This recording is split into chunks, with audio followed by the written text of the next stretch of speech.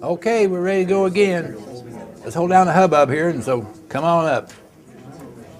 Okay, everybody, hold down now. So before this works, do you have to have your UCC1 and your bond in place at Treasury Board? You don't have to, but it's a very good idea to do so, and I'll tell you why just in here a little minute. Because we're going to come on to that part.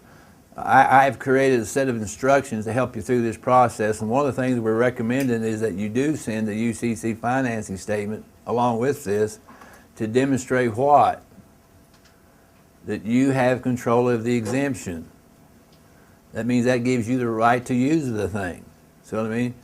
And so if you don't put in a UCC financing statement with it, then there might be a question whether you have the right to use it or not. So we do. Let me just go down just a little bit further here and show you the rest of this page, and you can see it on your. Now, me being the bright chap that I was way back when, I thought, well, you know what? We send all this stuff in, we never hear back from them, so maybe I can encourage them to send me word. Well, it didn't work. But all I did was attach a stub to it because it made a lot better sense to do that than not. And so the stub just basically refers to everything that was up there in the bill of exchange, and we say, please detach. And so far, I've never gotten one back, so I guess they don't follow instructions too well. But in any event, that was the purpose of the stub. You don't have to have a stub on there if you don't want it. Take it off if it worries you. I just left it on because I'm the guy that did it. See, so anyway, that's the end of the bill of exchange. You have any questions about bill of exchange? Otherwise, we'll go on to the other documentation that accompanies it, so you can see how that paperwork goes too. Okay.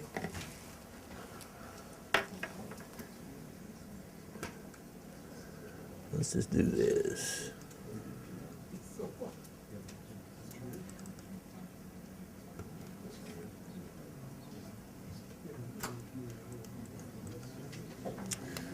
Now, some of the things you see on here might not make any sense to you. And you can do it the way we used to do it or not, I don't really care. But up there where you see the posted certified account number, the very first time when I did this process, I sent it in via registered mail, and ever since that time, I have always referred to that registered mail number so they could connect the dots. Now that's what it's for. It may be of no value, I don't know. I haven't talked to anybody downtown to find out whether it's any value or not. But anyway, that's why that's on there, posted certified account number. So, if you don't want to put that on, you take that off. Anyway, the invoice number should match all the documents you have here that have invoice numbers on them. They should correspond, of course. So, JHS 1001 should appear on all those documents. Like I say, this is kind of old. This is back when John Snow was Secretary of Treasury. That's been a few years back. The first guy actually that I dealt with was Larry Summers. That goes way back. Anyway, Larry Summers, Robert Rubens, and then we came up the line. But in any event, we can kind of just read through this so you understand it. There again, it's non-negotiable. This is a currency exchange in accord with public policy. Now, let me explain to you that when the brethren first developed this process, they were using the bill of exchange along with the constructive and actual and constructive notice. And after a little bit of conversation back and forth, it was perceived that the notice was actually considered a threat. So we shut that off, and so the brethren, whoever wrote this stuff, adopted a few more pieces of paper and got away from the actual and constructive notice because they didn't want to appear to be adversarial in what they were doing. So, let's see here, we have currency exchange with in accord with public policy. Enclosed, the undersigned, John Henry Smith, herewith accepts for value the enclosed presentments and all related endorsements front and back in accordance with accommodation, public policy, and UCC 1-104 and 10-104. Now, a lot of guys claim they can't find UCC 10-104. It is there.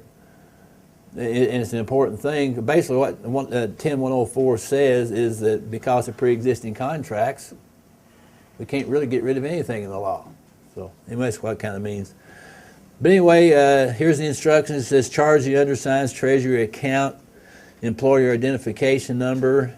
Now, this again, it was the technology we were using at the time. It may or may not be relevant, but this is how we understood it. And that was, we had noticed that the IRS wrote the numbers in two manners. Sometimes it would be 1, 2, 3, 4, 5, 6, 7, 8, 9. And then sometimes we saw it 1, 2, 3, 4, 5, 6, 7, 8, 9. We found out this right here was looked at by the IRS as an employer, and this was looked at by the IRS as an employee. And so the guys that devised this technology, they reasoned that they would use both numbers. And so they, the first number is to charge the undersigned's treasury account employer identification number 1, 2, blank, 3, 4, 5, 6, 7, 8, 9, for appropriate registration fees and command the memory of account 1, 2, 3, 4, 5, which would be the employee side. Anyway, charge the memory of the account of the employee to charge the same to the debtor's order or to the respondent's order. The total amount of this non-negotiable bill of exchange in the enclosed filing is, again, we left that blank for the reasons I stated. Please adjust. That's an important word. We like that word, adjust. So please adjust the undersigned's treasury account forthwith. In the event respondent requires further information or assistance, please drop me a line.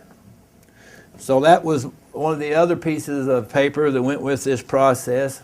Are there any questions about the paperwork or any of the things that are contained therein? Winston, do we have the UCC1 filings on here?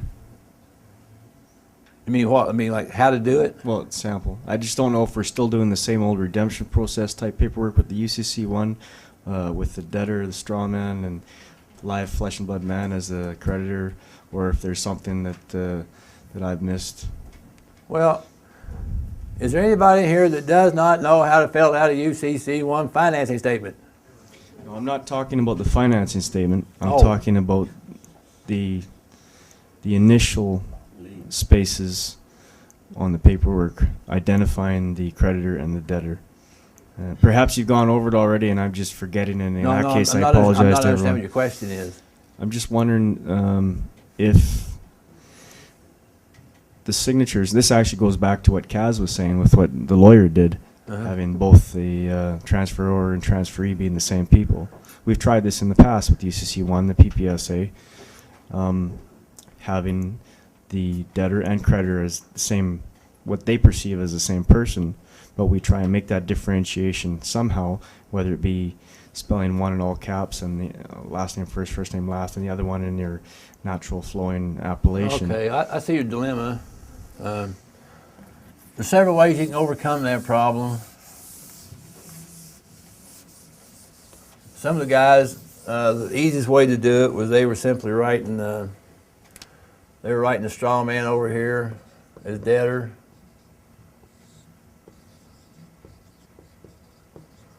And over here, the secured party. They were putting John, comma, trustee. That worked. Or if you really want to get down and dirty with them, as I mentioned, all these corporations are all the same party. So just write down a capital X and any derivative thereof. Now that takes care of it all. I'm saying this tongue in cheek. I don't hear any laughter. However, I'm telling you, every single corporation, regardless, is the same corporation. It don't make any difference. They're all joined at the hip. So just write down a big capital X and then derivatives thereof. So what would be a derivative of the capital X? John. John would be a derivative of capital X. Anything. Anything in all capital letters would be a derivative of that. So it's really a moot point. I don't think you'll have any problems if you follow some of this little stuff here. So that kind of get in your mind how it works out? Does that answer your question? Well, again, I think you may have gone over this already, and I'm just forgetting. But that's just essentially what I was getting at earlier. That that's how we've done it in the past, and I'm wondering if that's still the current thinking on how to do it.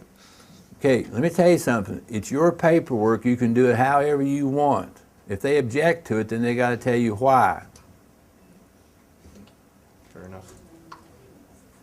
Okay?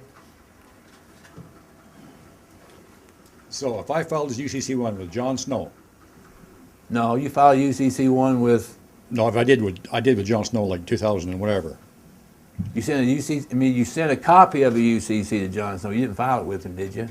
I sent it to Treasury or whatever. A UCC financing statement, you sent a copy of it to John Snow? Mm-hmm. Yeah, okay. That's right. So now if I send in one of these bills here, Uh-huh. I don't do a new UC financing. I just send a copy of the old one, right? Just send a copy of the old one. Copy that. Once that's done, that's done. Yeah, as far as I'm concerned. Mine is. Am I the power of attorney guy for the Strawman? No, you're the secured party on that document. You may have power of attorney, I don't know, but on that document right there, you're a secured party. Right. But we did another letter that was called power of attorney letter, I think, for the Strawman. We sent Oh, that in that's too. okay. Yeah, I've That's done okay that too. Uh-huh. Okay. I got power of attorney. So once that's done you just filled in things out, send the old copy of the UCC in there. But I never sent that copy of that birth certificate in though. You don't need to do that in this process. This is a liquidation process. There is not bonding, so we don't need to send the birth certificate. But if you've done the birth certificate bond, I'd send a copy of it, so they know just exactly who you are.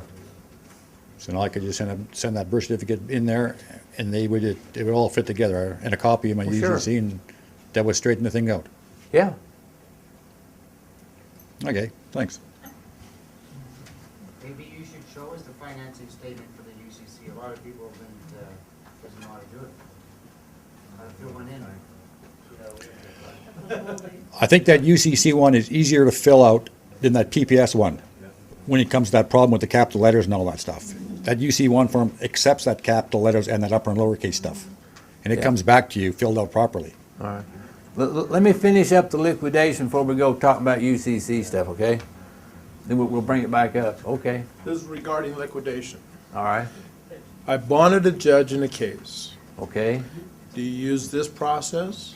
And if you do, what do you send in with this to show that the judge violated or broke the bond? Okay. And we'll bring up to you documentary drafts again. But let me get through this process here, and then we'll talk about other things. Other situations. All right. So this is called the currency exchange, and so that's one of the documents in this particular liquidation. And then we have non-negotiable chargeback. This is pretty straightforward stuff. I don't think I need to read through all that. But anyway, these are the three documents that you're going to create to accompany this liquidation down to Treasury. And so like I say, these things are time tested. They worked every time. Sometimes it took forever and a day. But we have obliterated IRS liens. We have obliterated court judgments using this process. Now, like for instance, the one we did, don't get excited if it don't happen tomorrow. I mean, I wouldn't even start to blink for at least 90 days. If it's a busy time of the year, don't get excited if the thing runs 8 or 9 months. The guy had a pressing problem. He wanted to sell a piece of property that the IRS had a lien against. Of course, they had a cloud of title on the thing, so we did this process. And I haven't talked to him yet, but it's been probably 7 or 8 months and still hadn't happened. So I said, I can't predict what's going to happen. I mean, I can't predict how long it's going to take for this to transpire. And I don't know. So when you do this, just, sit back in your easy chair and relax for a little while because it might take them forever. Now, one of the guys we did this, he had an IRS lien for, I think, $160,000. He went to the trouble to look at his account through that what's called individual master file. He kept up with it from month to month. He watched this because it came off in clumps. The whole $160,000 came off a little bit at a time. $20,000 the first month, maybe $40,000, and then until finally the whole thing came off. But so that's what I'm saying. Bits and pieces of the thing might be, shipped out to one part of the country and another piece held over here, and so they got to go back and forth so they finally get the thing adjusted. But by giving them this paperwork, they do have your authorization to do so, and so they'll get it done because the IRS wants the money. So anyway, so those are the 3 pieces of paper that we've used with that. Now, in that folder you have is it's in the folder called CD. It's called Secretary Treasurer or SEC Trez. And I have in there a copy of the 1040, I think it's a 1040 ES I have.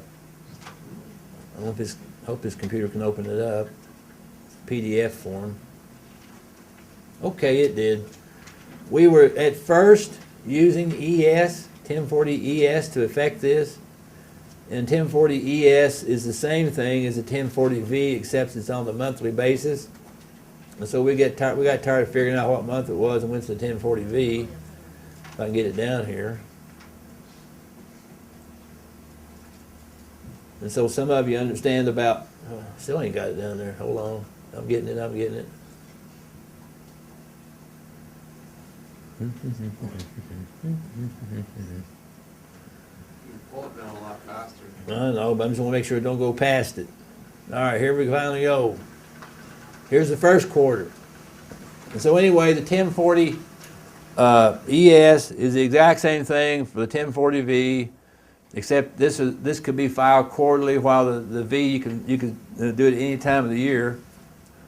Now, the way we fill this out, first off, we fill it out for one party, not for a joint thing. And so your first name and initial in all capital letters, using the Strawman language. So all capital letters, your last name in all capital letters, Social Security number there, or SIN number, however it is you're operating. Forget about the spouse stuff right there. Again, your address, I would put in all capital letters, in the city and state, zip code, to demonstrate that you are in fact a citizen, or that you're appearing as a citizen. And then again, the same problem here. Don't put any amount in there. Let them figure it out. Because you have no idea what it is, trust me. So that's how we would fill out a 1040 ES or how we would fill out a 1040V. You can go on the internet and find a V. It's all the same stuff. Good for the current year. When this is 2003, boy, that's when I put that little folder together. All right, any questions about the 1040 form? We don't know the equivalent. That's been the problem. We can't find the equivalent. Yeah, that's why I'm suggesting instead of doing that, just go to the Department of Treasury and use them instead of the Canadian, what do you call it? And they'll settle between each other. Yeah, we don't care how to do it because they all work for the same boss. They all still work for the Queen. You can get them at the tax office. What's it called? It's just called a payment voucher. There's 2 different kinds. One is for corporations and one is for individuals. Okay, so you'd be looking for. It's a little form, and Yeah, so you be, in this case here, we'd be using the one for a corporation, because we're doing this for the straw man. That how you would see it? No, not according to their system. Their system, the individual is the straw man. I realize, Okay. what you're saying as far as the corporation is concerned, but the individual is still a fictitious entity.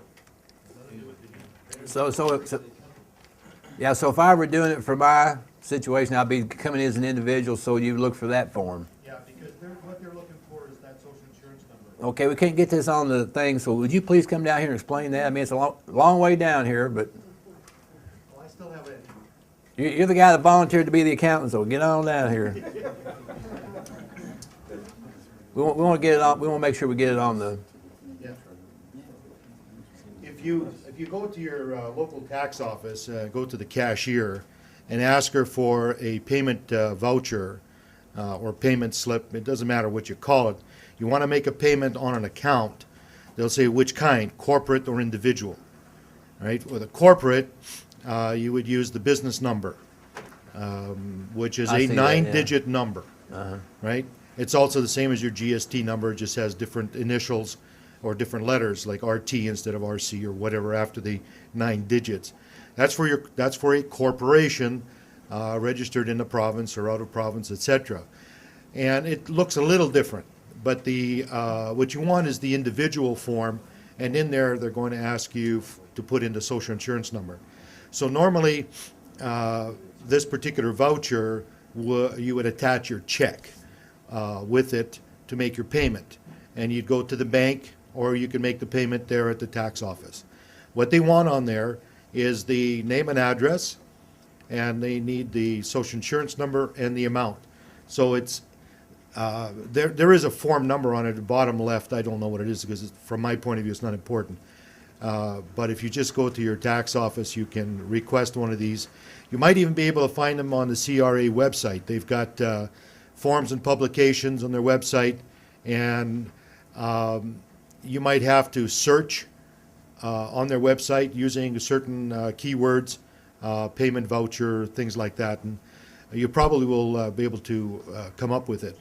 I usually carry those at my home/office for my clients who are making checks, and we fill one in for corporations, we fill one in for the individual.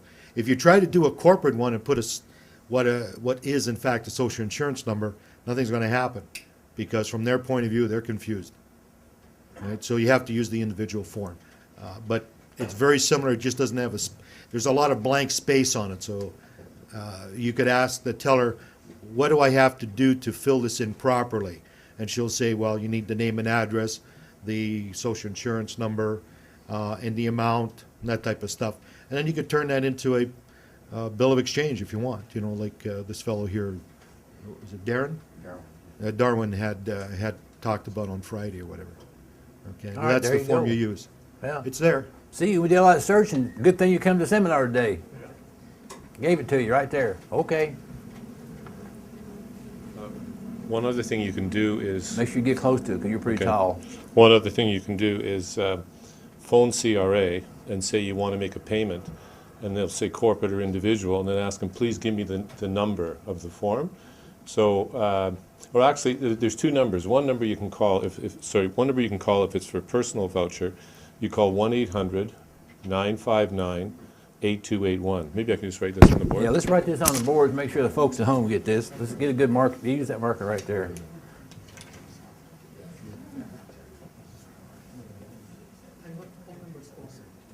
He'll tell you. Sorry, 81.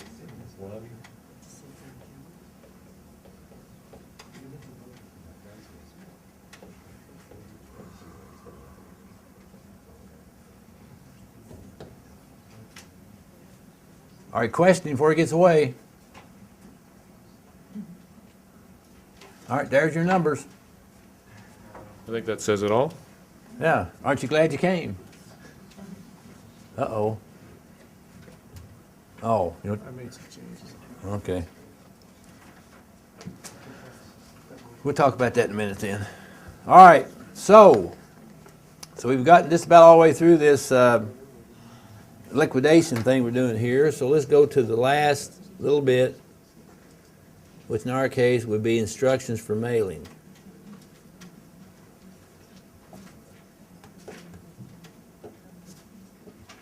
And what I've done here is make this simple enough that even I could do it.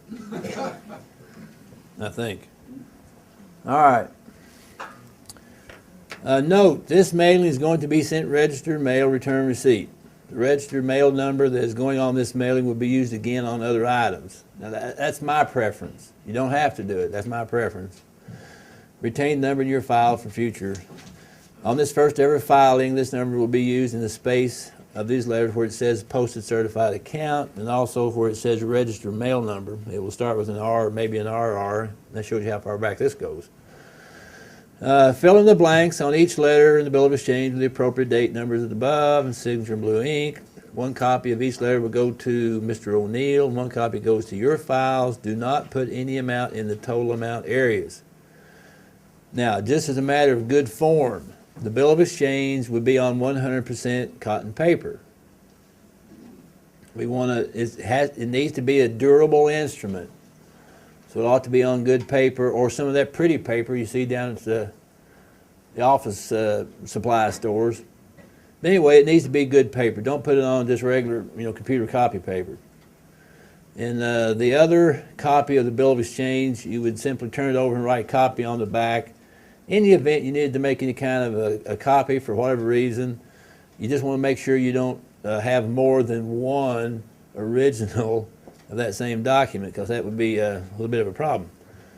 Okay, the 1040 ES or the 1040V goes with that information on it, and don't put any amount.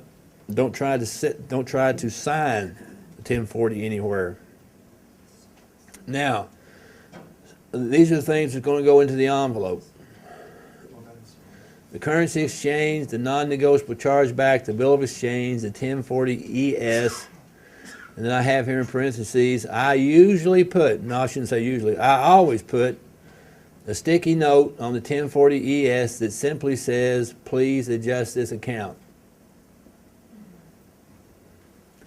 Anyway, the number 5 item we're going to put into the manila envelope will be a copy of a UCC1 financing statement, and I generally sign the thing on the bottom in blue ink just to demonstrate that I actually have it in my possession, that if the real guy did this. And then, let's see, here's the thing, copy of the presentment that you're accepting for value, stamped accepted for value, and signed. Now I have a copy of the presentment, and in parens I have S, which means there may be more than one presentment, which brings up another point. If they sent you a bill for 10 years, could you put all 10 years on the same bill of exchange? Yeah. Yes. All you got to do is list it up there in that collateral area. Okay? All right, so then those are the contents of the envelope. Take all this to the post office. Do not seal the envelope yet. You must get the registered mail number to put on the letters before you put them into the envelope. When all the numbers have been put on the letters and the bill of exchange, then seal the manila envelope, present it to the postal clerk, who will take it from there. Cost of sending is $7 or $8, somewhere in that range. All right, now, so if you got all your paperwork together, stick it all in the envelope, send it off, it's done. Do you believe it? Yeah. If you believe it, it's so. If you don't believe it, it's questionable whether it'll work. But since I am in full liability, when I do something, folks, it's done. And nobody can say to the contrary. When I do it, it's done. And I can't tell you what the fool on the other end is going to do, and I really don't care. But when I do something, it's done. See what I mean? So probably your mind, you're thinking, well, this is going to work, and this is going to work, and all this kind of stuff. But become convinced that what you're doing is right. We had a fella down in the lower 50 down there, come out of the state of Tennessee. A guy named Davy Crockett. How many of y'all watched Davy Crockett? Oh, you don't live in Canada. It's a different Davy. Well, this particular Davy with a congressman and a frontiersman. But his motto was, be sure you're right and then go ahead. Now, that's the same thing you have to consider when you start these processes. Are you right in what you're doing? If you are right and you're convinced of it and that is your belief, then you can go forward. Now, sometimes you get backed up against the wall and you're willing to try anything. And we've done a few of those. But anyway, it's best to have confidence in what it is you're doing because it gives you a higher probability of success. And if you don't believe that this will work, then don't do it until you have that confidence. Otherwise, you're going, you might slip up and cause yourself a problem.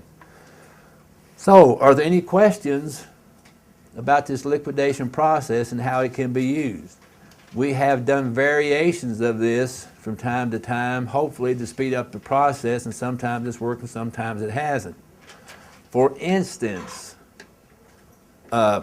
recently we were trying to figure out how to speed the process up, and I realized that the IRS CID agents were Treasury agents, which meant that they knew more than the common man.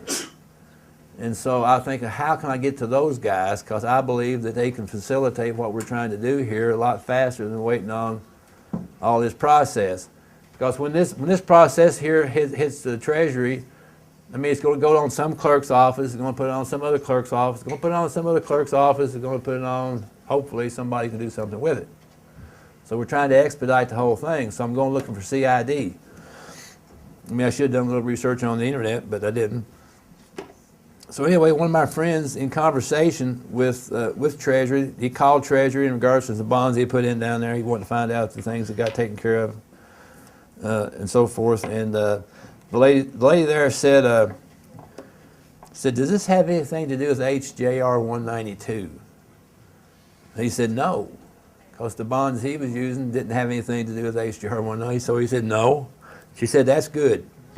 She said, anything that comes into here that has anything to do with HJR 192, said we send it directly to the IRS CID. I think, great, now we know where they're sending this stuff to.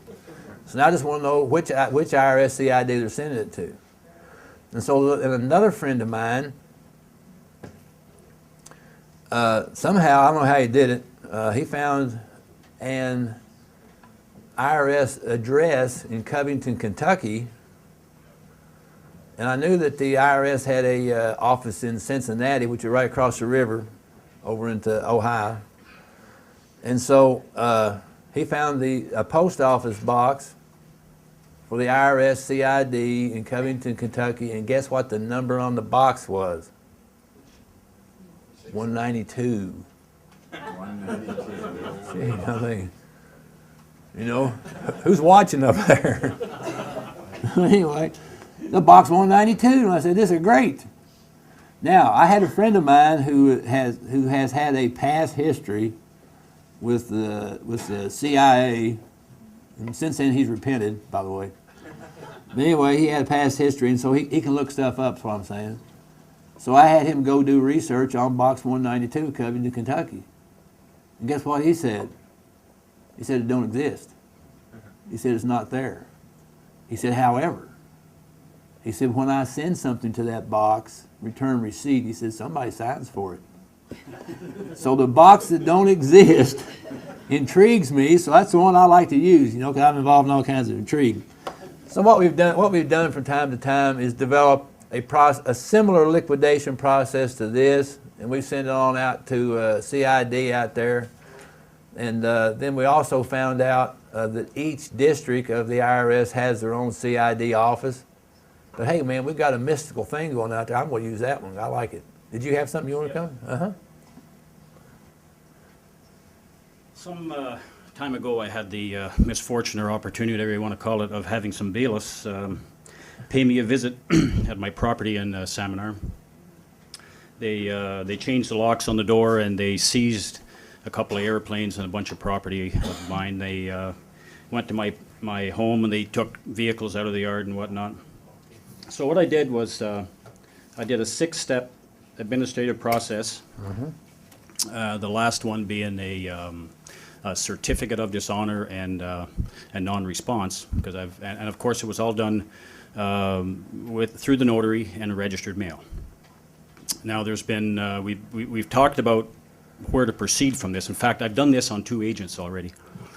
So we want to know, or I'd like to know, where to proceed from this, because we seem to be getting a lot of mixed information from different individuals in our community. So you got any ideas, Winston? Yeah, I do have a few ideas. There's about 3 or 4 ways you can deal with that. You can deal with it this way. Number one, which means that the IRS or the RCA, now that you have that number, would come in and do a liquidation on the account and turn the account to 0, which means that's going to put an imbalance into their books, because they're holding value. And when the account goes to 0, that puts an imbalance into their books. So how do they adjust it? So you'd be wanting them to return the property. Absolutely. So that's one way you could do it. Another way that you might accomplish, which would be a kind of a roundabout way, well, again, and I'm not preaching this because I don't want to have to spend the time explaining it. But if you did do that liquidation and they refuse to release the value to you, then you could have the IRS go and seize the value and return it to you. Now that would be the 1099 OID process that some of you may have seen. Well, it was a CCRA who took the who authorized the bailiffs to go and take the property. Doesn't make a difference who it is. Oh, they'll eat their own, will they? In a heartbeat. They're all sharks. Now, some of the other ways you can do is to take your administrative process and turn it into an accounts receivable. You could go through the lien process. See, right now, this is the misconception a lot of people have with that administrative process everybody's been doing. And that is, it is true that you have gotten somebody into a consensual contract for which they're in default, but you haven't created the money yet. And so you have to create the money, and the way you create the money on that is based on the breach of contract. So they agreed to do something, they didn't do it, so now they're in breach of contract. So what you might want to do then at that point is create a commercial lien based on the breach. And that commercial lien, once it turns into a 90+ 1 day accounts receivable, is now sellable. So make sure you make the lien big enough, because typically that kind of paper might only sell for 8 to 12%. Yeah. Huh? Well, get on the internet and you can sell it. And there's other ways too. Well, basically what I did was I took what I thought that the property was worth and added a biblical 20%, not being greedy, but I'd have to really bump that up if I was going to sell it for 10%. That's what I'm saying. Make sure you make it, for the value that you need to get, because you're going to have to sell it pretty cheap. Mm-hmm. Now, the other way that you can monetize something like that is, for instance, if you have a business, you can take that accounts receivable and add it to your books as an asset, and now all of a sudden your business looks like it has a lot more asset. Okay. From that, you could perhaps get bigger lines of credit to do your business, all that kind of. For instance, I had a friend right across the border that did this. And that was, he went and he had a squabble with a bank, and he come out of it with a very large lien. So he took that lien and put it into his business. And so on Thursday, he was a $2 million business, and on Friday, he was a $9 billion business. Oh, wow. Now, what can you do with that kind of line? What can you do with that kind of asset on your books? Yeah, you can have all kinds of fun.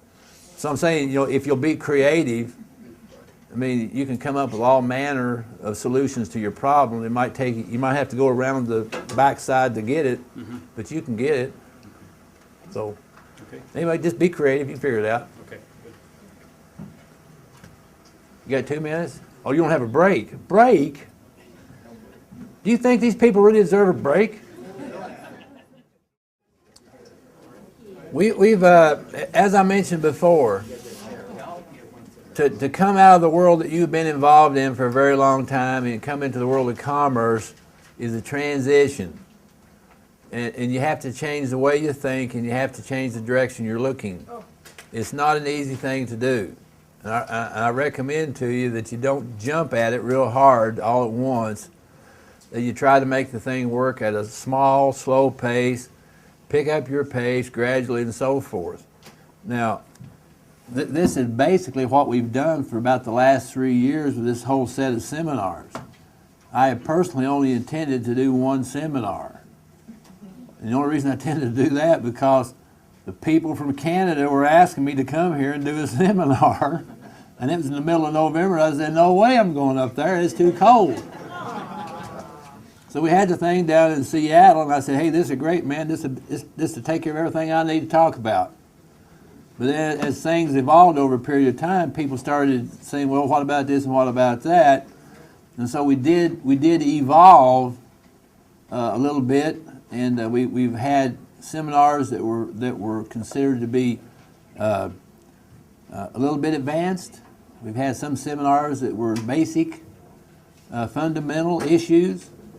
And from listening to the crowd here for the last little while, I realized we have all categories. We got beginners, we got people here that got a lot of experience. And so you can see from the cross section of people that are here that, you know, it's a steady climb to get to where it is you want to get. And somebody asked me a minute ago about solving a particular problem. I said, I dare not tell you that. I don't want to say that. And but what we have done, and probably too much of it, but what we have done is that we have left a trail. And people who have followed this trail, I mean, I've got guys who've been following me back even from that first seminar we did in Mesa, way back in 2000 and what? What was that? I don't even remember that so long ago. But anyway, it's me and Barton and Sam. We did this thing down in Mesa. But the people who have followed the seminar trail, as I call it, have seen an evolution in the technology that we have developed. Now, some of the things that we have gotten down here on the end of the trail are as a result of the foundation that was set back here 2 or 3 years ago.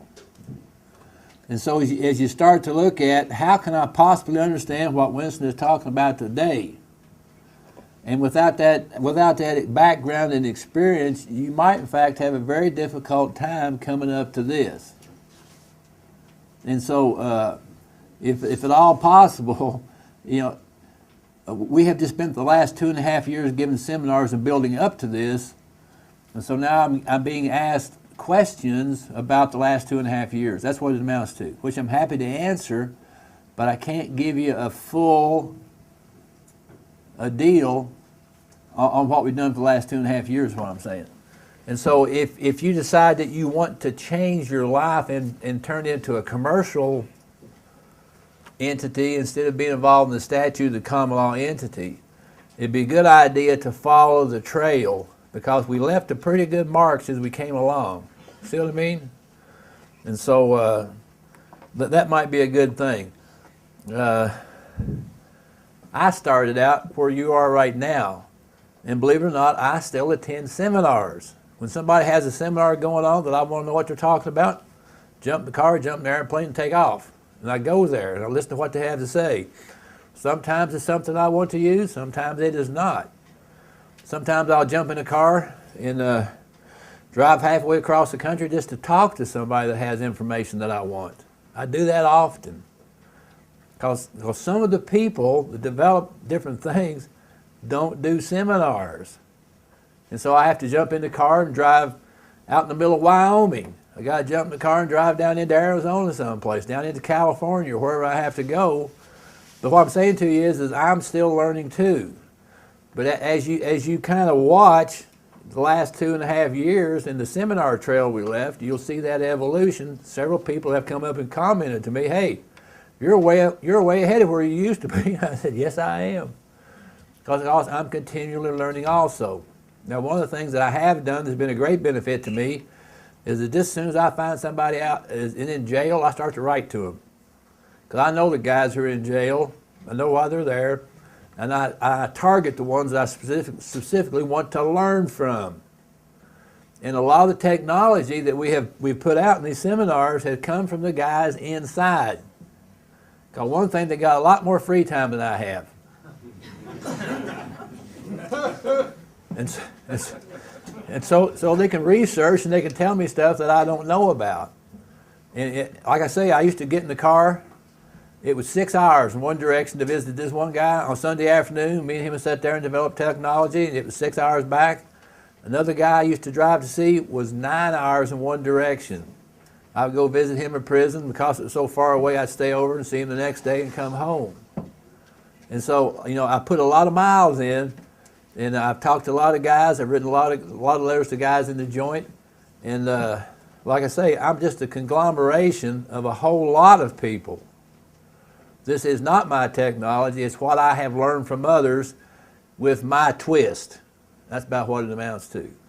And so if I can encourage you at all, the first thing I would encourage you to do is don't jump until you know where you're going to land. Now, if you get against the wall and have to make a hard move, then go ahead and do it. But I'm just telling you that don't overextend your ability. It would be better to have one small success than 10 huge failures. Trust me on that. I've had so many people come back and some of them kind of angry and say, "Hey, that didn't work." And I said, "Okay, it probably won't work the next time either, because you know, of how they're approaching the thing." And so, if you decide that you want to try to incorporate these things into your way of life, go at it slowly. Don't do any radical rights or lefts or any of that kind of thing. Move into it. Don't just jump in over your head because you think you know a little bit, you think you know a lot, because you probably don't. And I'm very cautious in what I do, but sometimes I take calculated risks. And once I understand the principle, like old Davy Crockett, once I'm sure that it's right, I'll go ahead and do the thing, let the consequences follow it as it will. But that doesn't mean you need to go and try to overextend yourself because you think you know. You've been to one seminar and all of a sudden you know how to go out and conquer the world. Folks, it don't work that way. And so let me just recommend to you these things. Now, there have been some comments and some questions about this UCC financing statement situation. Apparently some of you are PPSA. First off, there ain't nothing on here that's worth the paper it's written on. I'm telling you, there ain't nothing on here that's worth the paper it's written on. The paper has value, what's written on here is nothing. Now why do we do this thing that ain't worth anything? It's simply to give the other guy notice. That's all we're doing right here. Now, this is what's called national form, and I'm sure your PPSA is a national form. Back in the beginning, when I first filed a UCC financing statement as a secured party against the corporate entity, I filed it on a state form. It was not this form. This form, as far as I'm concerned, is a worthless piece of paper. However, the paper that I filed on was a very valuable piece of paper because it was considered to be a lien. And there was a place on that thing for the secured party to sign, and there was a place on that piece of paper for the debtor to sign. And the secured party and the debtor signed.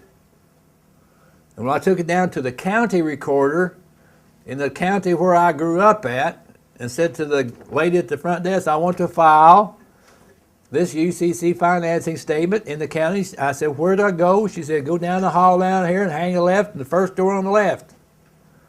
So I go down there, and the first door on the left, what did it have over the door? Lien department.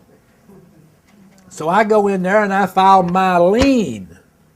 Now this is not a lien. It is only a notice that there may be a lien somewhere, someplace, sometime. That's all it is. And so if you do file this thing, you have to make sure that you have some kind of a thing that you're trying to notice the public of. This right here is public beware. Public beware, that's all it's saying on the thing.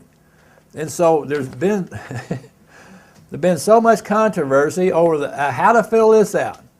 This guy said this way to do it, this guy says that's the way to do it, and personally I want to tell you something right now, I don't give a damn. It don't make any difference. This don't make any difference, okay? So you can't do it wrong. If you do it wrong, they'll send it back to you and say, do it again. But this doesn't have any teeth to it at all. It's only a piece of paper. It has no commercial value. It is not a lien. So, those of you who have not filled out a PPSA or UCC1 financing statement, go on the internet and read what 15 different people have to say about this form. Pick out the one you like best and fill it out that way. And send her on in. Okay? That should end all controversy about this. I don't care what it says on there. Honestly, I don't.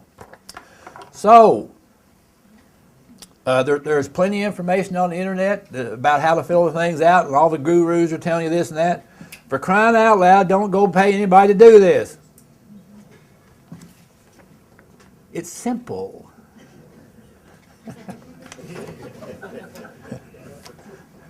Now, let me put it to you this way. If you can't figure out how to fill this thing out, yeah, go home. Go fish or do something. But it's not that difficult.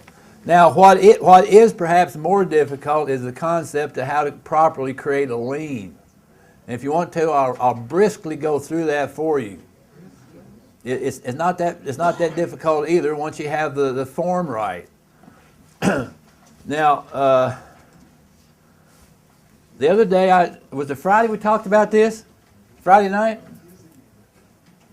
Yeah, let's put it over here, I guess.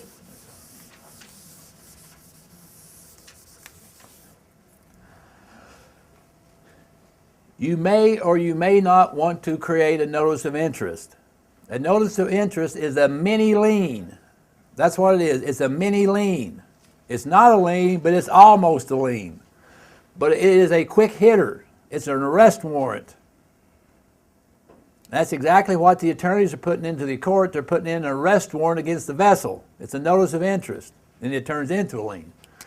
All right, so you may or may not want to put in notice of interest. Depends on how much time you have. And most of you, I think, have plenty of time to do all this stuff, so you probably will not want to do notice of interest. And for those of you over in the statutory world, that is the commercial equivalent of les pedens. You understand les pedens? However you spell it. Okay, that's what it is. But since I'm not going to talk about that world, off it comes. Hey, listen, guys, I just ate a whole bunch of sugar. I'm really pumping here. Yeah, so anyway, notice of interest can evolve into a commercial lien if that's the way you want it to go. You may not. Now,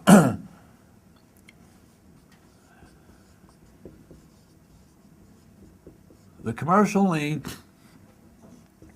is actually an affidavit of obligation.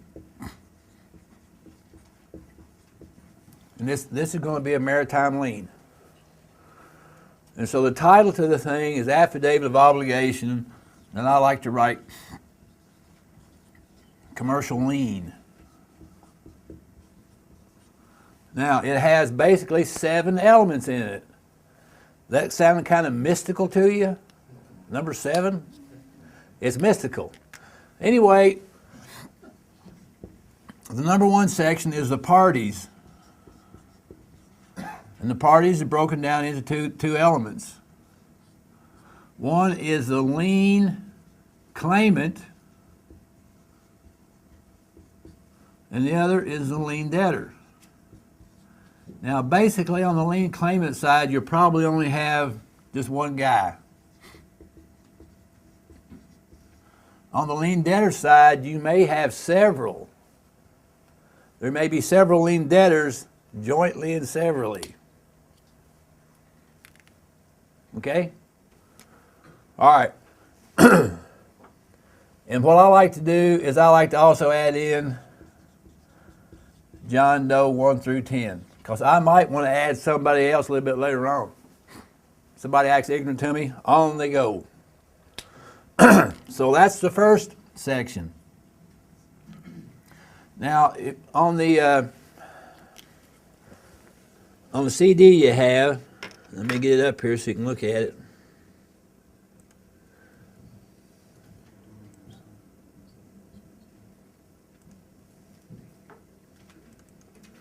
Guess I have to turn this thing on while I'm at it.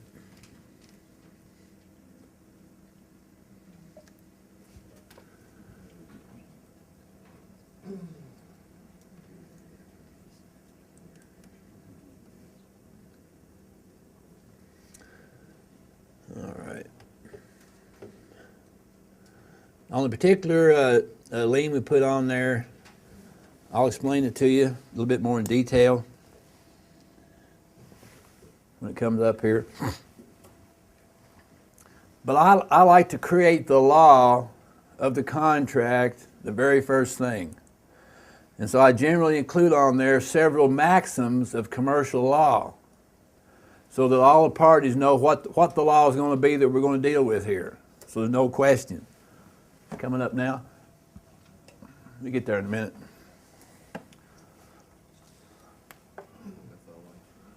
All right. Now there's a couple elements on here. You notice this is in the box, and I want to keep it in the box for the time being. But it says the security under 15 U.S.C., it's a tracer flag, is not a point of law. But when this thing turns into accounts receivable, it turns into a security. At that point, I might want to do some more doctoring with the thing so I can register it in the public. The SEC actually has forms that you can use to register a security with the SEC. Anyway, at the first of it here, we're just going to make it into a tracer flag and not a point of law. I haven't got our address over there. But anyway, affidavit of obligation, commercial lien. This is a verified plain statement of fact. Is that what I said? Yeah.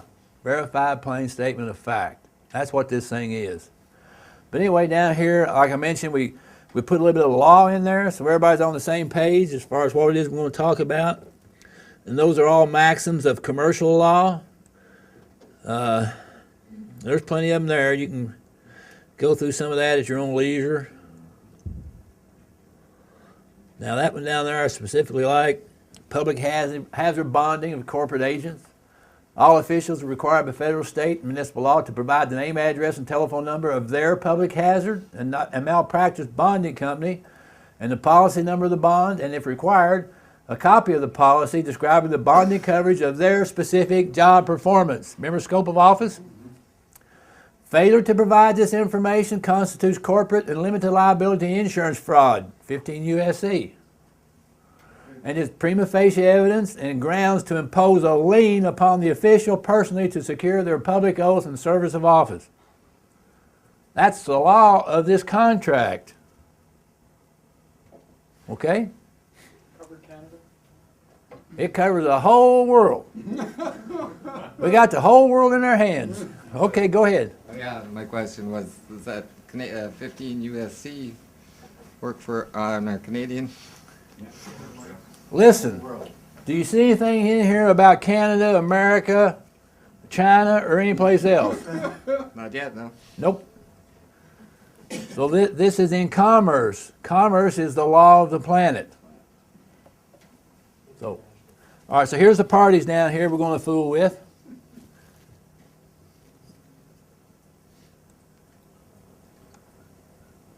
Oh, you know what? Okay, yeah, I did take out the personal names. I wrote this one right here to secure some property. And what had happened was a grandfather had an estate passed on to his daughter. The daughter put it into a trust. The children are the heirs of the mother in the trust, and now the trustee is trying to steal it. Go figure. Because it's very valuable property. But anyway, those little parties down through here that we're listing, John Smith, the lien claimant, and then the lien debtors is Commerce Bank doing business is Dorothy Smith Trust, and Alvin T. Jones trustee doing business is Dorothy J. Smith Trust. Then the other parties, I put them in down there in case we need them. and I think we probably will. I'm not quite sure. Now, so that's the party section. The second part of the thing is the allegations. And this is basically telling the story of what's going on here. What is it we're doing putting together this lien? So in this case here, we just basically telling the story. And the way I kind of did this was interesting because we did the same thing folks back there were doing. That is, we provided a genealogy and proof of claim. Okay, you want to change the tape? All right. Okay, here we go. All right, so in this particular case right here, we established the genealogy. John A. Smith, born on July 2nd, 1950, son by blood of Dorothy Jones and Jack Smith. Dorothy Jones was born on such and such a date. By blood, the daughter of Grant Jones and Gladys Brown. And anyway, we established right there the right to the land because we're going to use these allegations right here to ledger by. In this particular case, we're going to use this investment in land and labor, investment in money and labor to produce the ledgering for the lien. All right, so that is the allegations portion of the thing. Then let's see, we went, how many pages is that? Okay, now, the proof of the allegations. Now, there's two ways you can do this, or there's many ways you can do it. The way we did it, let's see.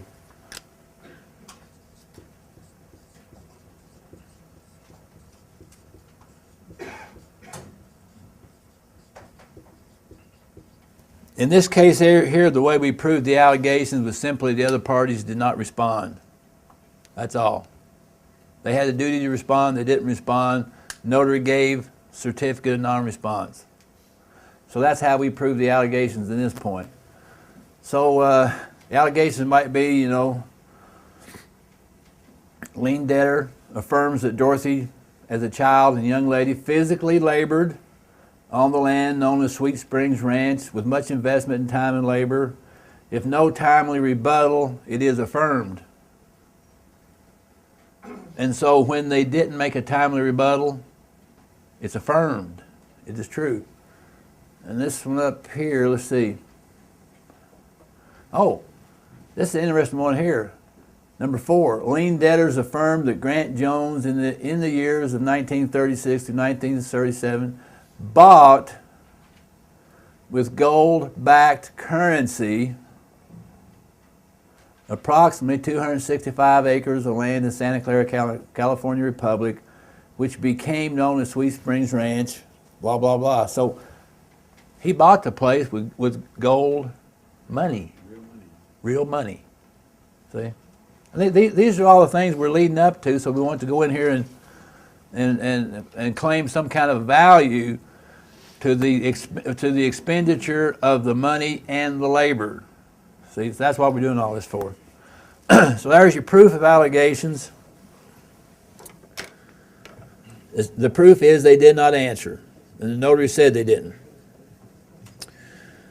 Okay, notice is hereby given that lien debtors have 10 days after receipt of this affidavit of obligation to rebut, deny, or otherwise prove invalid the above allegations. Failure to rebut, deny, or otherwise prove any allegation will be construed to be failure to rebut, deny, or otherwise prove all allegations. So that's the conditions of the thing. All right, so the next part we're going into, the fourth section, is the ledger or accounting.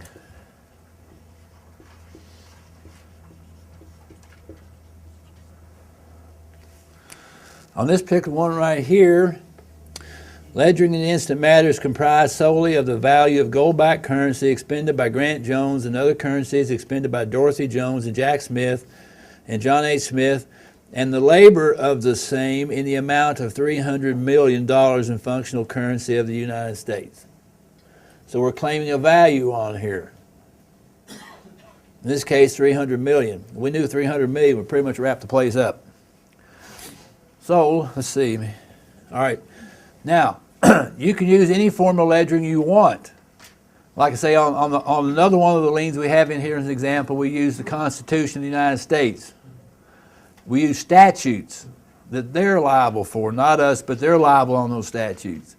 Or you can use any other thing to arrive at some kind of sum certain that you're going to lien. Because remember, in the lien, you're trying to create money. And we just created $300 million. All right. So the next, and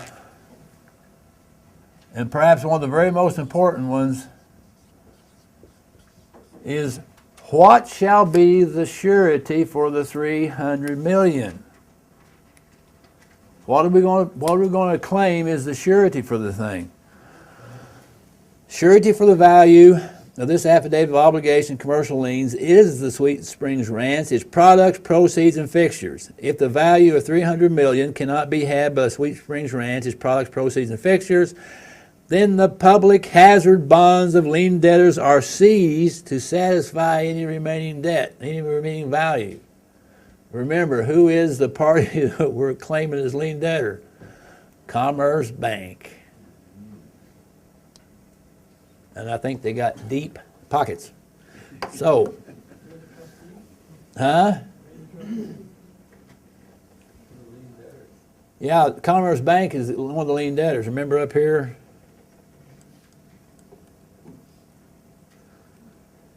Let's see what, yeah.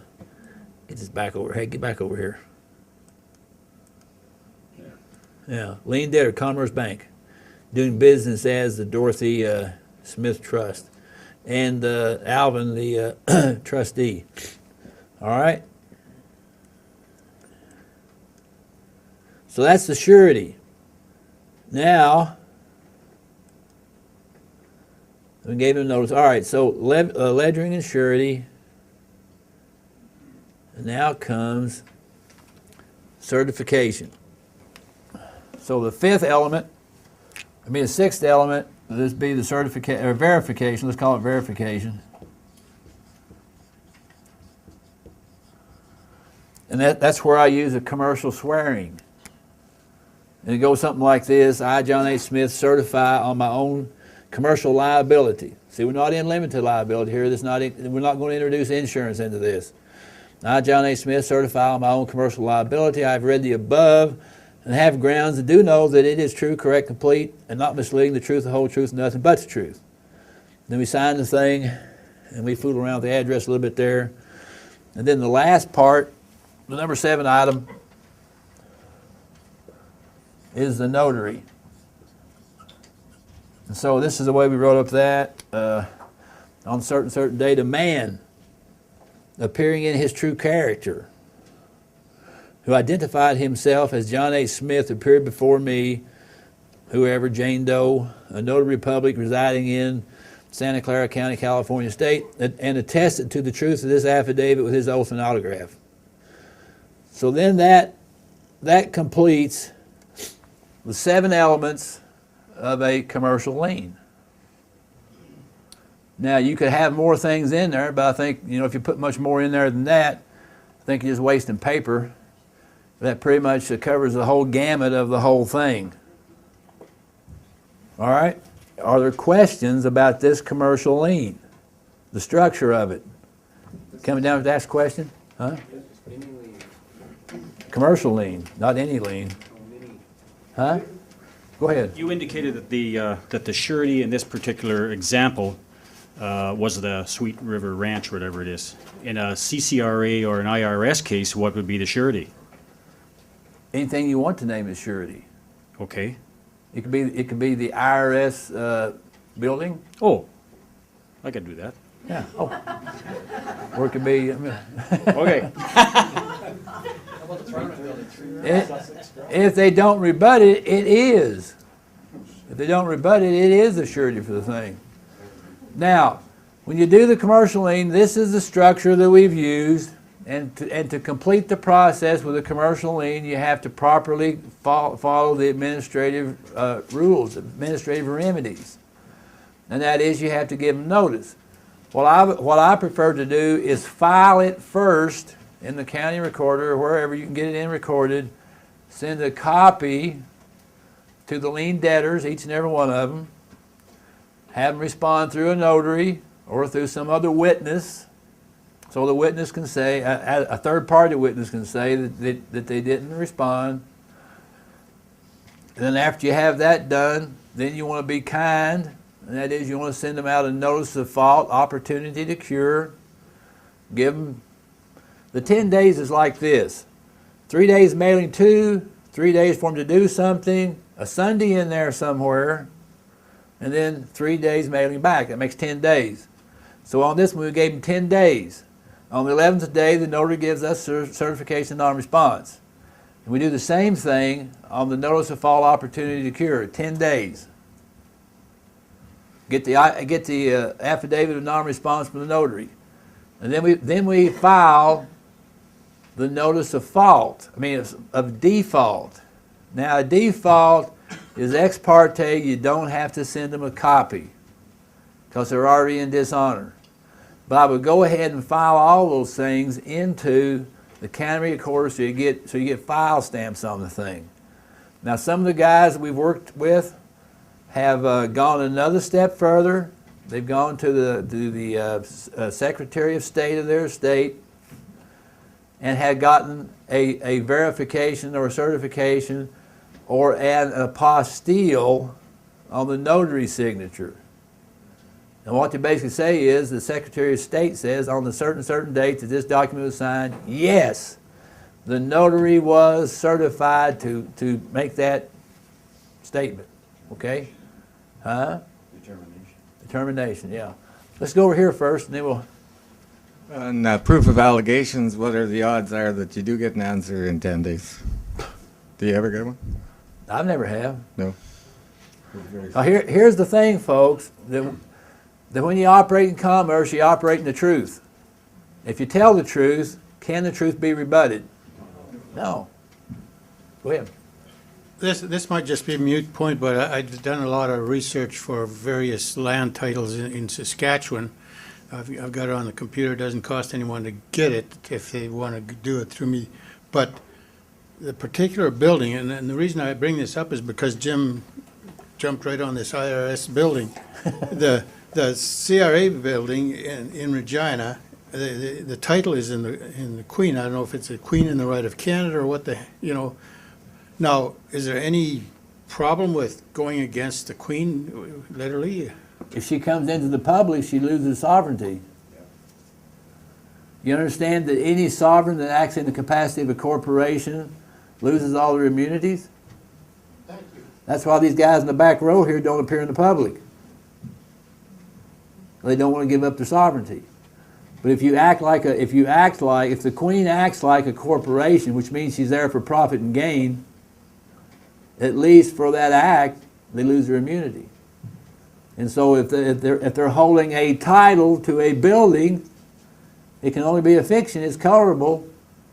So yeah, Queen ain't got no immunity from that. Somebody else. Oh. All right. So that then kind of wraps up for you a commercial lien process. And now you have the thing in your greasy little palms here. You want to know what can you do with it.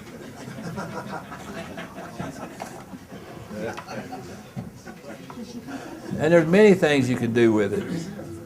Well, as I mentioned, one of the guys used one of these to beef up his corporation into a multi-billion-dollar corporation. Other people have we have one of the guys that did this process. He did one of those administrative processes like some of y'all showed me against certain parties.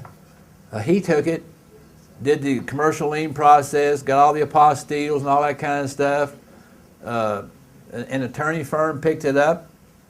They took it to the Central Bank of Malaysia and said do an assessment on this paperwork to see if it's any good, and they said this is 100% collectible. So now he's put it into a foundation. He's starting to operate out here in the international community with it. And let's see, one of the other guys that I talked to, he's doing strict foreclosure with his. And that is that once he's done the official process and so forth, he's simply going out and having the sheriff go and seize the surety. And they do. So you have election of remedies. Once you get the lien debtors in the position where you got them at with this thing right here, do whatever you want to do. I mean, that's up to you. Can you monetize this thing? Yeah, you can monetize it. You could sell it. These things are sold on the market all the time.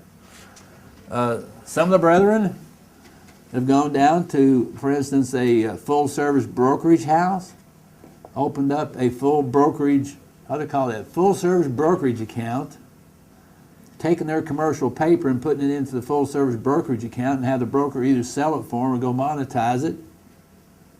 Folks, let your imagination be your guide. I mean, you know, I just mentioned to you at least 4 ways right here you can take this stuff and make something of value to you out of it. So, but get it all done right before you launch off with some of these other things. See, and go slowly. See if you can't get it right the first time. Somebody had a shirt on here the other day. What did it say? What did it say on your shirt? No, I don't look busy because I did it right the first time. Yeah, he don't look busy because he did it right the first time. And I think that's a pretty good motto for everybody to take a hold of. Go ahead. So when you pop the bank there for a whole big number, how do they balance the books all of a sudden? Where's the accountant? I don't know how they do that. Stroke a pen. How do they balance their books? How do they balance their ledger sheet if you pop them for $1 billion? I don't care how they do it. Why is that my problem?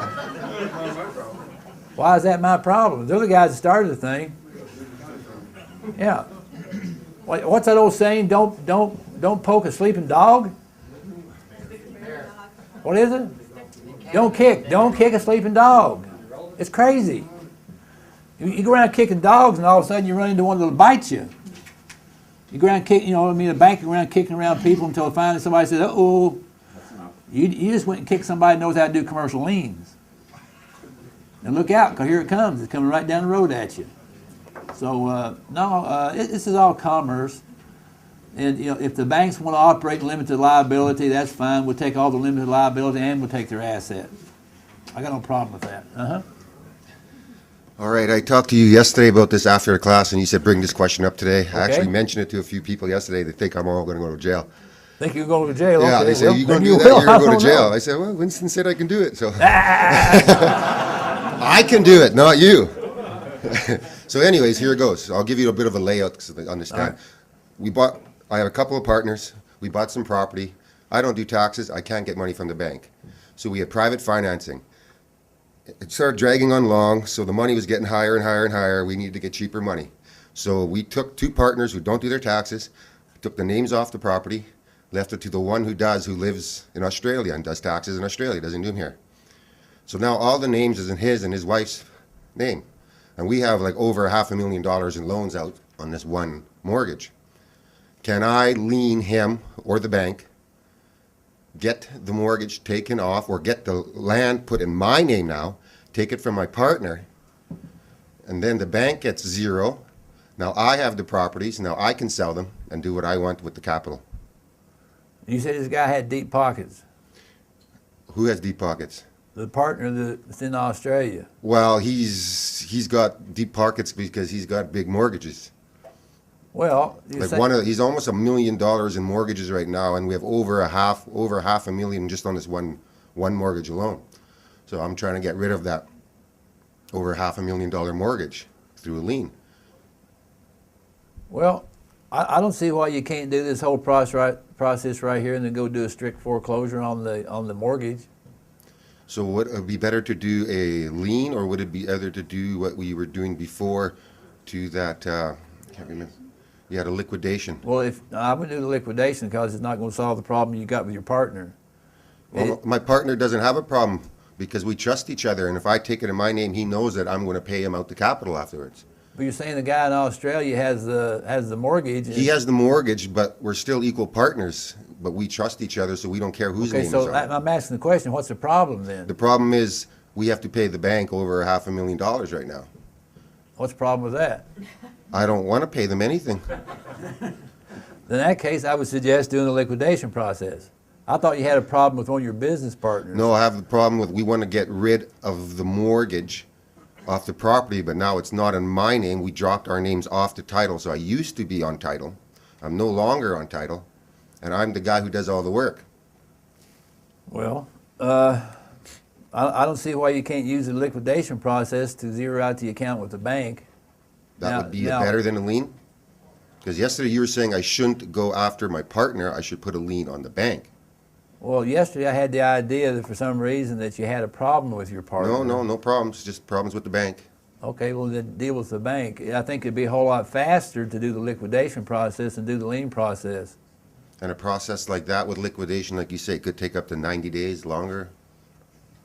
It could. And then there was no problem with title afterwards on the property for selling to other people, and they can go, like if, Well, the I first don't care about protecting other people. If they want to go get a mortgage from the bank and buy this property, let them go ahead. But I don't want to interfere with that property, so now they can't come and get a mortgage because the bank won't allow them to mortgage that property. Well, the fastest way I know to do it will be this, and somebody write down notes for me. We'll go quickly here. I would put a bond into Treasury that I can write a promissory note against. I would write a promissory note for the full amount of the mortgage and take it to a notary. I would have the notary make presentment of the promissory note to the bank for honor or dishonor. When they do not honor the promissory note, which they typically will not do, then the notary will give you back the original signature promissory note along with a certification of dishonor. The certification of dishonor I would accept for value. I mean, the returned promissory note, I would accept it for value and write all that language on it and send it to the IRS. The IRS will go to the bank and zero out the account because they want the money. Now, you want to keep track of the bank to see when the account is zeroed out, because now you need to demand back from the bank reconveyance of title. If in fact the account goes to zero and they do not reconvey the title, then you need to sue a quiet title action in the court to get the title to the thing, and all you got to do is subpoena in the court's ledger to prove that the account is zero. And if the title's not in your name, it doesn't matter. You can go after anybody's. Like if. All you got to do is put in a notice of interest. But if the mortgage isn't in your name, if it's in somebody else's name, you can do that same process? Just put in, yeah, put or in if it's in your name, or if it's in just anybody write else's. all your documents from the point of view that I have an interest in this mortgage for the following reasons, blah, blah, blah. And then just keep moving forward as if you was, the head guy. Have you done something like that? Yes. And was it, or always like that? You didn't go to jail, huh? You see me standing here, don't you? Yeah. That's why I like operating in commerce with full liability. Yeah, I told you. It Winston just told me I bang, could do bang, it. bang, bang. Thank you. How many of y'all follow what we just said? 2 or 3? Hey, great, there you go. See, like I said, like Davy Crockett said, be sure you're right. And so we're sure we're right on our process because we've done this liquidation many times in the past. The only question is how we get the bank to comply with the liquidation once the account comes to zero. And so what you'll have to do, there's 1 or 2 ways you can do it. Number 1, you can sue for quiet title in the court. Or number 2, you can get the bank to agree with you so that you can go and reconvey the title for them. So then you go on the internet and you get their letterhead and you go ahead and write out the reconveyance yourself and sign it because you have the right to do so. Take it down to the title company and get the deed. Then I would suggest immediately go sell the property, because when they find out that you've done that and they got caught up in the thing, they're going to want to fight about it, but let them fight with whoever the next bank is that takes over the title. There's ways to solve all problems. You just got to think about it for a little while. Okay. How far back, I guess you maybe answered this question before. You can go back as far as you want on a commercial lien? Yes. See, there are no statutes of limitation in the commercial lien. I just wanted to get that reaffirmed because the bank pulled the pin on April the 1st, 1982. I really got into where it was at just a few years ago. I'm actually within the statute of limitations, even within statute law, but this just reinforces it. Yeah. In commerce, man, there is no statute of limitations. Okay, thank you. If you go out there and commit sins out there in commerce, you better go make it up, because somebody might come back and nail you for it. Way down the road. Is there any way to evade God's judgments based on statute of limitations? God is full of liability. He doesn't do limited liability. If I commit a sin today or I create a debt today, on Judgment Day, what's God going to say? I'm not going to say, hey, you know, statutes of limitation run out on that. It ain't going to work. There have been several who have tried. They're now lifting up their eyes from a place that burns with eternal fire and all that kind of thing. Anyway, no, in commerce, there is no statutes, no statute of limitation. All right, now I probably revealed more to you than I wanted to reveal, but you caught me with a sugar fix, and so I started running off on the thing. But listen to what I'm saying. Listen to what I'm saying. I'm being creative. I'm being creative in the solutions that I'm trying to think up here. Now, you need to be creative, folks.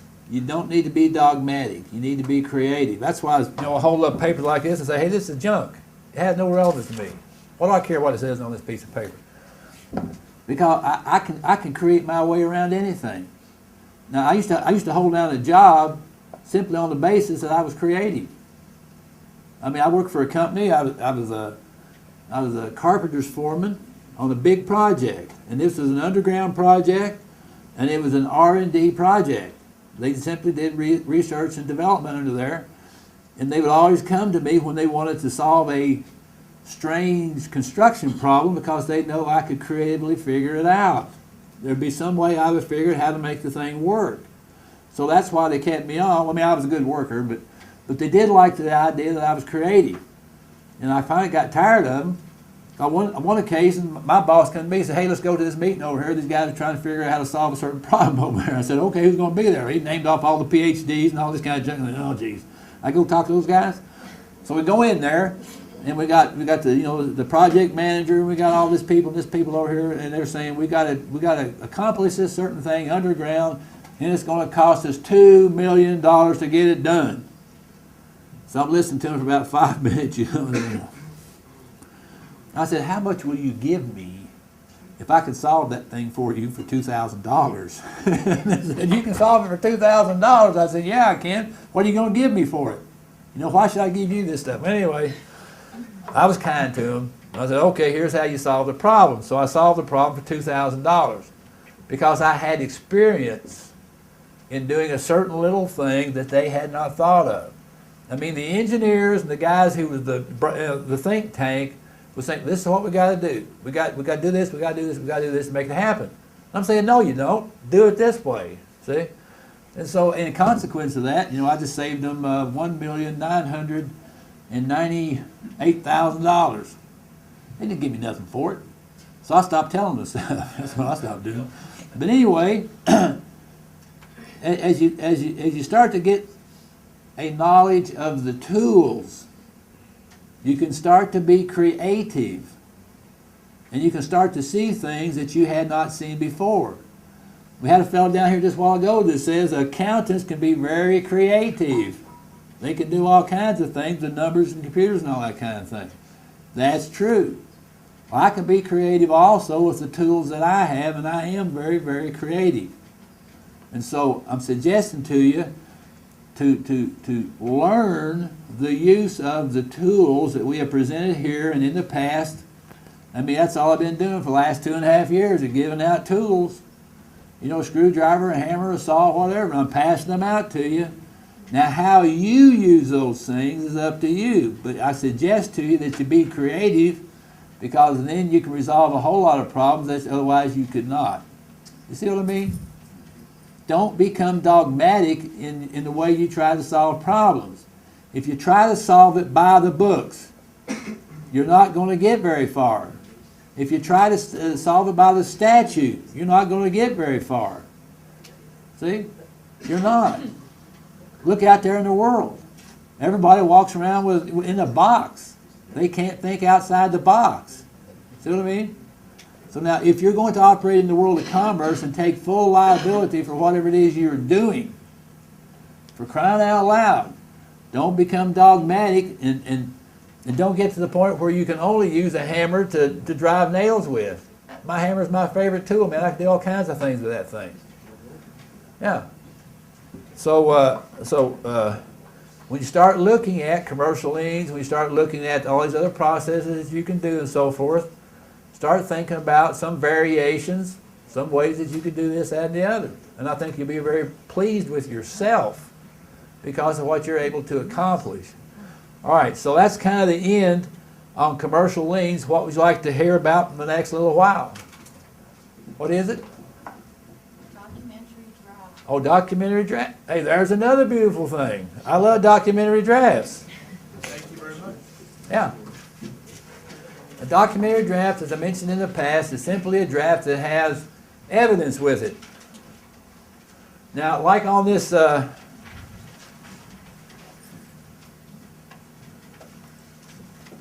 bill of exchange that we showed you right here, in the collateral up here, the collateral box is what makes this document good. We had to present the forensic evidence that the money was there, that the dishonor was there. And so this right here technically is a documentary draft. Let me see if I got another documentary draft just on hand in these files. I think probably I do. And maybe I don't. Oh, there it is. Weren't you lucky? No, it came back to the same thing. Oh, there it is. Whoop, there we go. All right. This right here is a bill of exchange documentary draft. We had a good time with this one. This is the one we jammed up for $3 million, or actually $3.1 million. What had happened was there was a juvenile matter. The court system was trying to get it to parents by charging up the kids. That's what they were doing. I mean, you had some gripe against the old man, so they bring in charges against the kid. And as it turns out, the old man that they were going against was the same guy that had fired 3 wardens and 37 BOP officials altogether. Now, this is really a stupid thing for somebody to do. Anyway, he came to me and said, "Well, what kind of fun can we have down there?" I said, "Well, let's do this." And so that's where we created that commercial distress in the court case. We distressed the judge's bond. And we used the Constitution and violations of 18 U.S.C. 242 to ledger $10,000 per constitutional violation. And then we created the money on the distress. Now, the commercial distress is very similar to commercial lien. It's the exact same structure. And so once the judge and the clerk had not paid the demand for payment on the distress, then we created the documentary draft. And so the proof on the documentary draft was, in fact, the court case, the distress that had been filed into the court that had been dishonored. All right?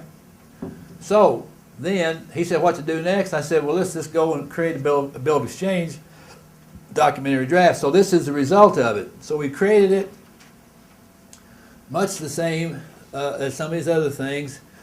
This is in regards to private acceptance of consideration request. We use that same language of notice of distress of bond of Jeffrey R. Jones, doing business as Judge Jones, First District, the Juvenile Court, any county, state of Utah, blah, blah, blah. And then the collateral and the location of the collateral.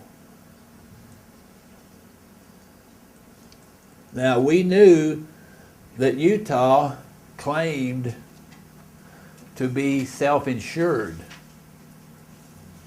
And we like that because we know that's a lie. But anyway, so we had determined that Utah State Risk Management was holding the bond or the public hazard insurance policy for the judge and the clerk. And so the collateral location, notice of distress of bond, ledger and true bill, it's in the 5th District Court, blah, blah, case number such and such. And then we brought in the Utah Division of Risk Management, 5120 State Office Building, Salt Lake City. The value of the bill being $3,100,000, functional currency. Thank you for your inconsideration refusal, blah, blah, blah. Let's see. I accept for value all related endorsements, consideration front and back to include those in accord with accommodation as evidence with this bill of exchange documentary draft. I have directed the chargeback of this bill of exchange to my fiduciary. So we were going to do a chargeback right directly into his credit union account. And so, in the amount listed above, the account is charged for the fees necessary, blah, blah, blah. So we took this documentary draft, that's pretty much all of it, isn't it? I think it is. Yeah. So we took this documentary draft to a notary so the notary can make presentment.